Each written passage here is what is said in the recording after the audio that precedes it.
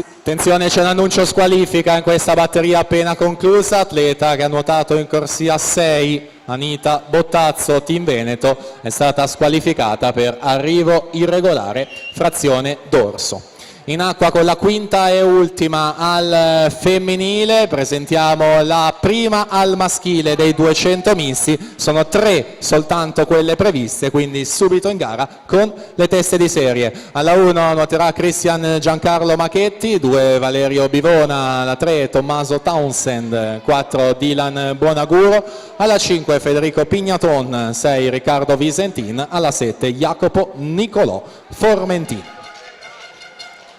In acqua quindi con l'ultima al femminile, con Vittoria Grotto a Centrovasca, corsia 5, classe 2000 per la società organizzatrice Zeus Lab Montebelluna. Per lei 3 medaglie d'argento agli ultimi categoria di Roma nelle prove più lunghe dello stile libero, 400, 800 e 1500. Vittoria Grotto più volte medagliata in campo giovanile nelle varie categorie ragazze, junior e cadette, proprio nelle gare lunghe dello stile libero, in grado di nuotare comunque al meglio anche questa prova dei 200 misti. Infatti mantiene la leadership in corsia numero 5 con la Martins ad inseguire in seconda.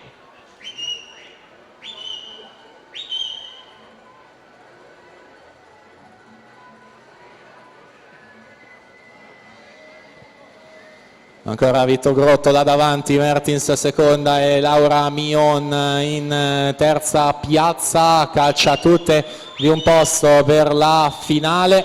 2:22:20 al momento è la Mazzotta che guida la classifica.